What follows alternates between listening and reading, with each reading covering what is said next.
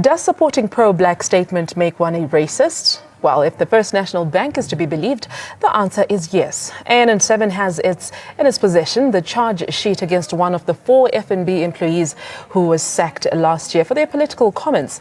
The negative remark about Democratic Alliance leader Musima Imane that led to the sackings is now public knowledge. It has generated much outrage.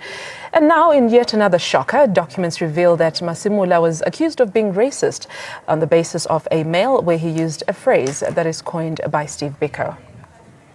Now let's cross to my colleague, Stefanie Jansen van Vuren.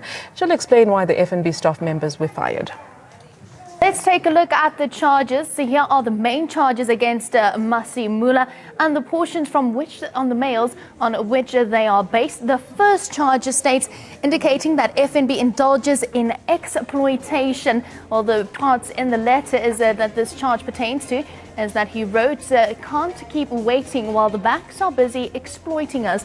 He also says labor laws are there to put an end to blatant exploitation. Now, charge number 2 says they are encouraging the union to engage in a revolution against FNB. The employees state they're extremely important to influence the spirit of a militancy and revolution with fellow comrades. Now, let's take a look at charge 3 that they have against these employees, associating with racist statements which constitute bigotry. And what the employee said was, "Black man, you are on your own," which is a statement that was made. Now let's take a look at the next charge and the last charge on this page. It is charge number 4 saying using FNB's email system for emails that were racist or constituted bigotry or sloganism. They politicized the whole issue of Musima Imane just because they wanted to politicize it. But there was nothing political about that statement. In fact, it was a joke response which was personal to his personal life, the leader of the Democratic Alliance. So there's nothing political about those. And the only statements that maybe they might deem political was the quotes that we actually, both of us, with my former colleague, Spamandla Masimula, was when we quoted Steve Biko. So when we quoted Steve Biko, to our amusement, we were charged only for being racist. So, meaning that each and every belief that Steve Biko stood for, FNB deems that as racism. The services of these employees were terminated in October of last year, and attempts by organizations like the Black First Land First movement to get FNB management to reconsider their decision have come to a naught. What was surprising was the fact that, for instance, on one of our churches, we were charged for communicating with the recognized union, which is SASPO. And this union is obviously the representative of employees in the bank. And obviously, for each and everything that you need to communicate with the union, you will need to send an email to the union. But you got fired for that, for communicating with the union. And one of the charges we charged, for instance, for the fact that we encouraging the union to fight for employees. So they deemed that as encouraging the union to be militant. Now left without a job, the employees say even their union has failed to help them. They're now planning to approach the Constitutional Court over violation of their rights. We had numerous communication with the union because we had failed it. We had seen it as particular stage that the union is failing us. In fact, the union is just an extension of the bank because we had raised so many matters with them and then they will take forever to come back to us. But they never really assisted in quite a lot of things that were raised. For instance, we raised matters about the fact that we're doing work for ourselves as premium, but we're also doing work for private clients. But we're not getting paid for that. We're only getting paid for premium work that we were doing. So they never attended to queries like that, in fact, because they're just an extension of the bank. Now, joining me in studio to discuss this further, we have Mr. Jackie Shandu, political commentator. Also in studio, Zanele Lwana, BLF Deputy President, live in studio. Lakite Kiso, human rights lawyer, will join us over the phone line. In studio, we have also Chipane Selwane from Transform RSA, also from Youth Exco, live in studio. You're at home, are welcome to join in the conversation. Our Twitter handle at ANN7TV. Would love to hear your views. Guys, thank you for joining us this evening. A very emotive topic. I mean, where do you draw the line between being pro-black and, not being racist at the same time? I'll start with you, Jackie.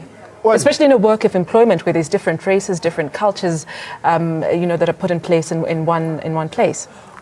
It first and foremost depends on how one conceives of racism. So your own personal, philosophical or intellectual conception of race and racism.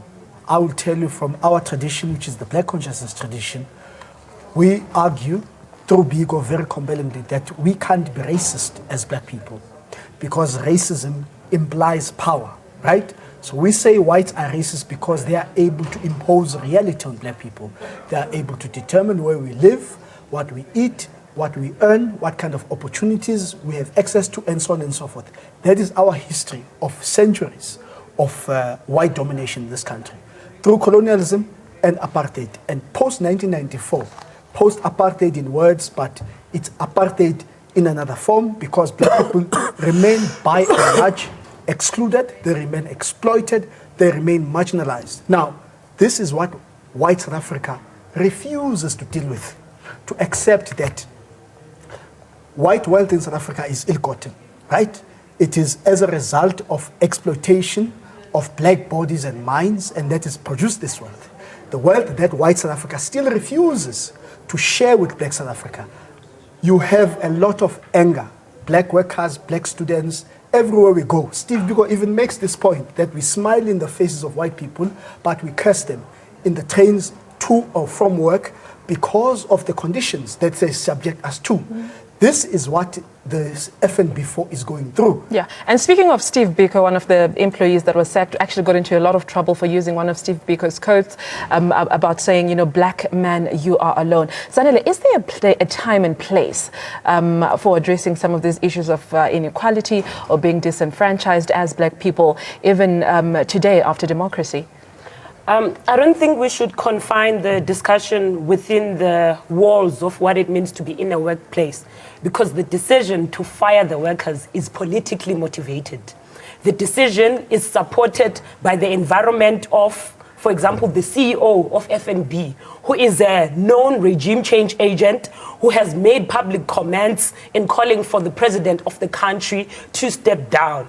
And also, we must look at it on how the workplace and society is structured on anti-blackness and being racist on people, because in workplaces, it's completely acceptable for white people to deliberately oppress blacks and be blatantly racist about that. No one is going to ask them questions. But when we have an example of these two employees in particular who are fighting back, who are being very vocal on what is happening in the country and calling for the right things such as transformation and calling for the right things of what is the role of the union in mobilizing society to create a better world for us. So this is politically motivated, and if these employees were pro-DA, if these employees were pro-people like Cyril Ramaphosa, these employees would still be working. So the decision from FNB to fire the workers, it's an act of bullyism,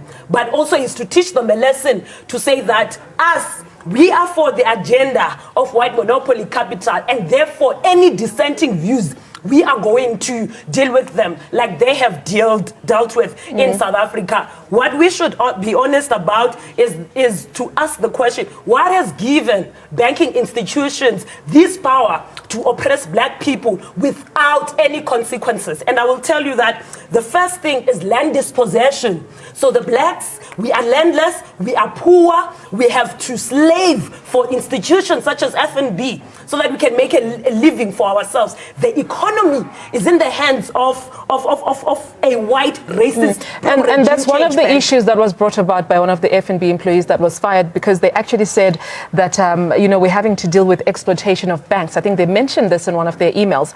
Chipane, I want to come to you in terms of transformation.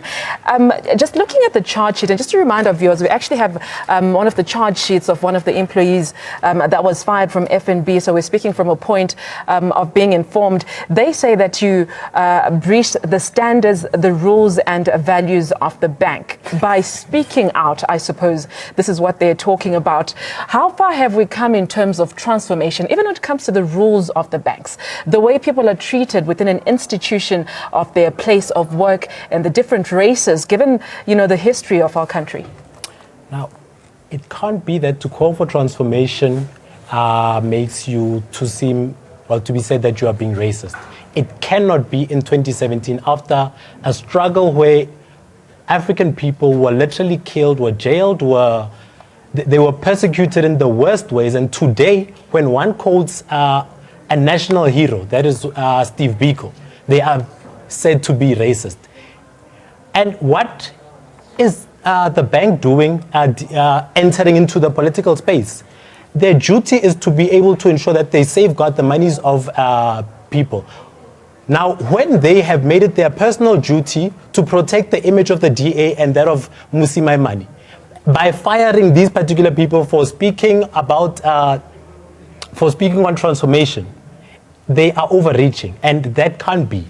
Not in 2017. And Jackie, we have issues of intimidation or victimization in workplaces sometimes that we have heard of. And one of the charges says that you are being charged for encouraging unions to fight for employees, to encourage some kind of a revolution within our workplace.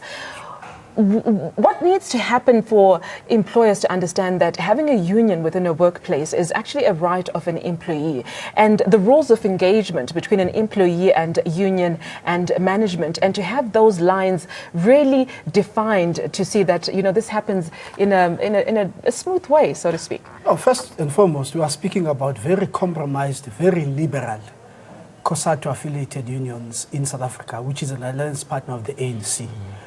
Formed by white liberals in 1985, which leaves a lot to be desired in terms of mobilizing and organizing black workers at the factory floor.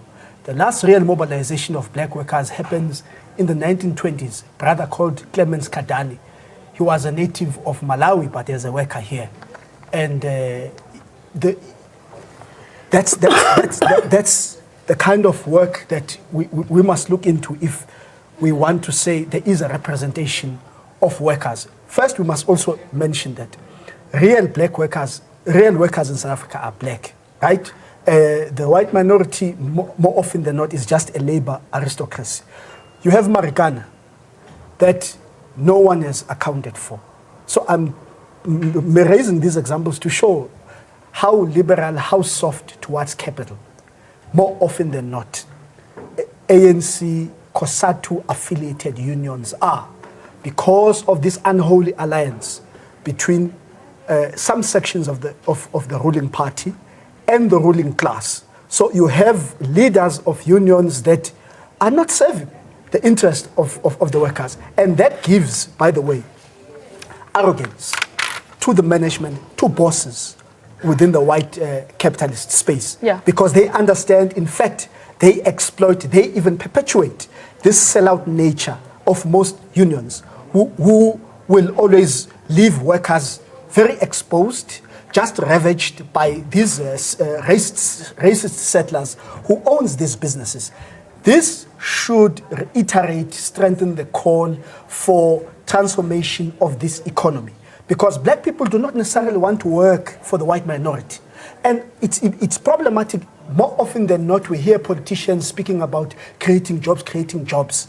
The real process of transformation should also be that blacks are able to work for themselves, work for other blacks. Yeah. Because wherever, in most cases where we interact with whites, there is tension because of that unwillingness on the part of whites to move away from this racist attitude. It takes me to the point that you raised of workers' unions and trade unions. I suppose I'm the one who had asked that.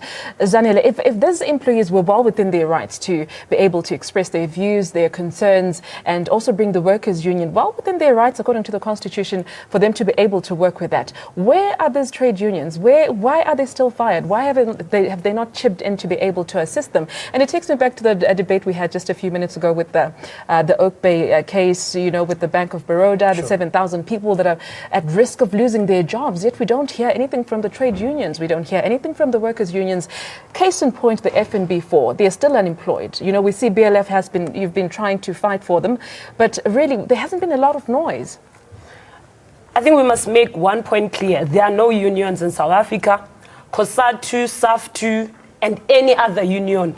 Right now, they are in cahoots with white monopoly capital to call for regime change, to ignore that the real people who have captured the state is white monopoly capital personified by the likes of the Oppenheimers and Johann Rupert. These are people who own the wealth that was gotten through black genocide. So we must make that one quite clear.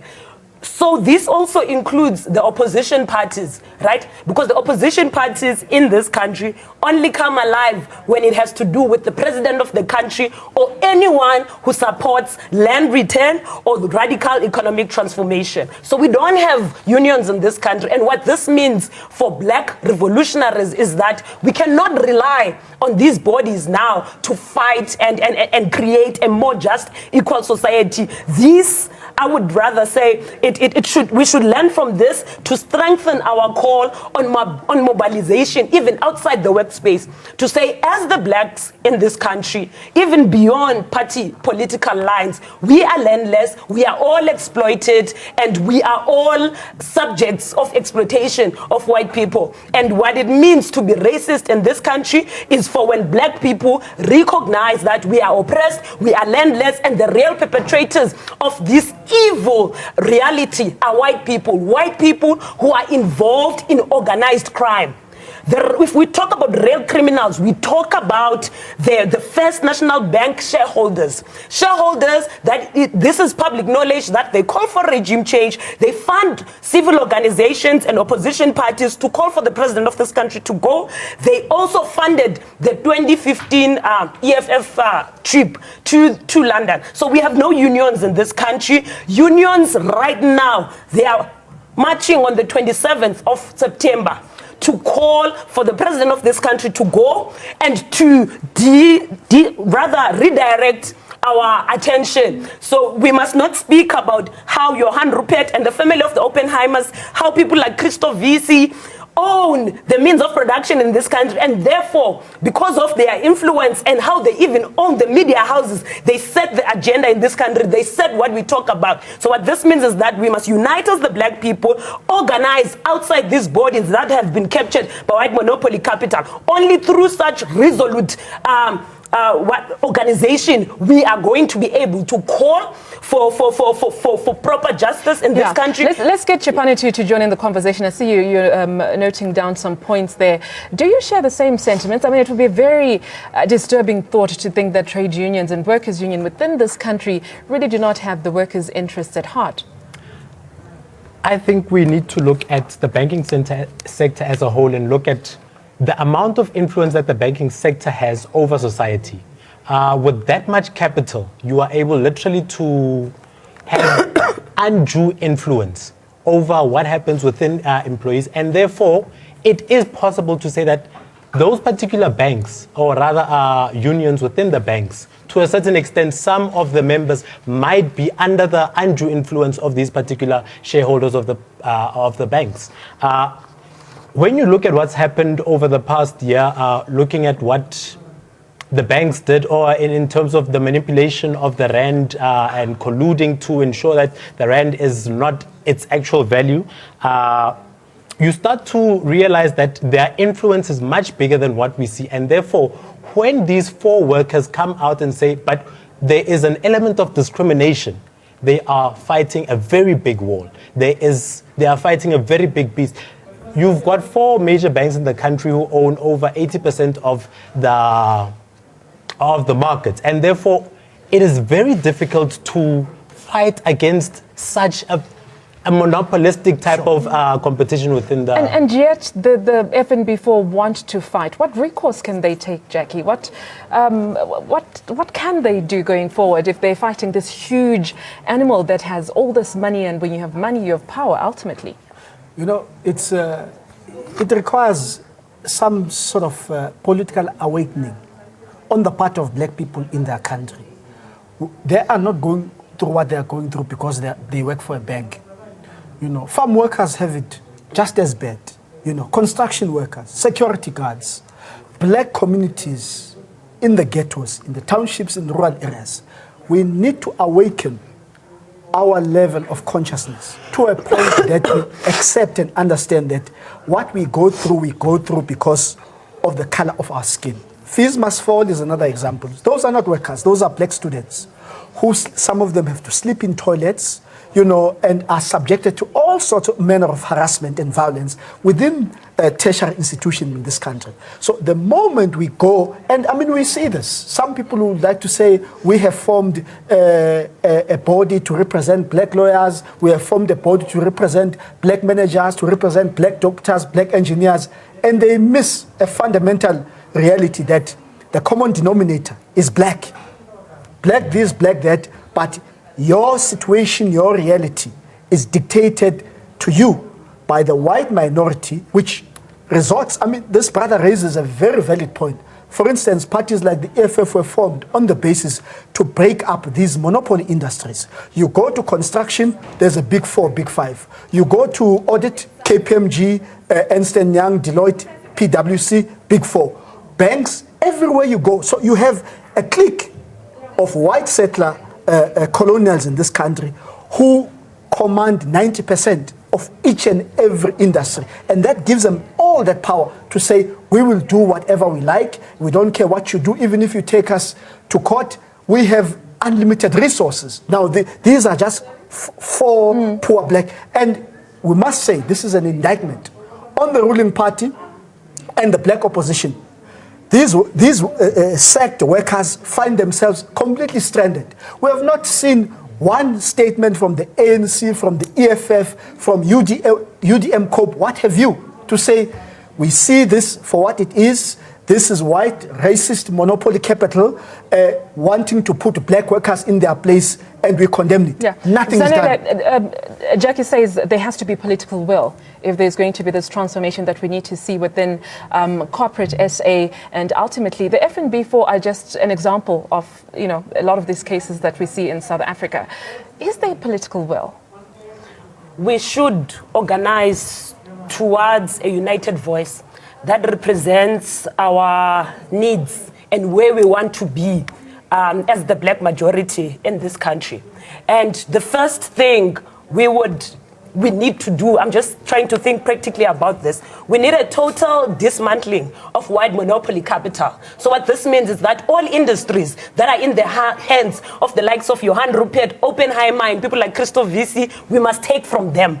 All the wealth that they have, they took it from us, black people. So it belongs to us, we must take it. But also we must support progressive calls such as the South African Reserve Bank today, as we know it, it's privately owned. Our money is not printed here. It's printed somewhere in Switzerland. The mandate of the South African Reserve Bank today, as we have seen how they have opposed the recommendations of the public protector now to say that the mandate of the Reserve Bank needs to speak to the social needs of the people, and they say no, that's not what we are going to do. Why? Because their mandate is to take from the country and advance the agenda of white monopoly capital. So the call to nationalize the South African Reserve Bank, we must support it 100%, but also the call to have a black bank.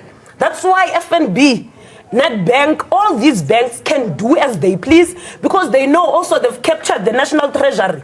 Therefore, if we speak about who gets a license or not, it's always white people, and there is no black bank 23 years into democracy. So we must strengthen that call. We must have proper conversations with our people and have our own bank. We don't have to bank with them, because also the banks are what they are today because of us. They oppress us, and then at the end of the day, we must still give them their money to oppress us again, to also take us back, say they don't want this president, they want a stooge like Cyril Ramaphosa, who has proved that he is pro-big business. So we must reject those things. We must call for a black bank. We must nationalize the South African Reserve Bank. We must call for a state bank, and many other things that are around the ideals of taking back what belongs to us. If we don't do that, they are going to victimize us forever. And amen. Let's get Chipani to get in his last bite as well. Chipani, as youth, how shall I use the word woke do you think we are in South Africa? Not just the youth, but I think as a nation, whether you're a white person or a black person, how woke are we to the situation that we're in that leads us to situations like we've seen today, where transformation still seems to be a huge problem? The issue of transformation even goes to a point where when you are able to, when you say certain things which are against the establishment, you get fired. However, anywhere else, freedom of speech is always punted. Anywhere else, when you speak in a particular manner, when you say certain things which, whether it be those who go and draw images of President Zuma naked, and whatever the case may be, freedom of speech is fine at that particular point. But when it comes to these particular 4 people, then you have a situation where they get fired. So there is a serious problem in terms of not just on the issue of freedom of speech, not just transformation as a whole. Black people find themselves at the mercy of the establishment and corporate SA. When it comes to anything and generally everything, whether it comes to issues of ownership of land, when it comes to ownership of anything generally.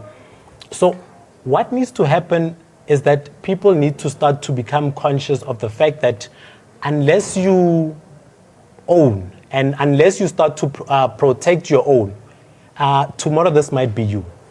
We have to start to mobilize and say that anything that seeks to say that being black and being speaking about being victimized, speaking the truth about your situation, cannot be vilified, and it can't lead to you being financial freedom and political freedom being 2 different things. Well, thank you so much, my guests. I really appreciate you being in studio. Very emotive and very robust debate we had today. You at home for joining in the conversation on your tweets. I certainly appreciate it.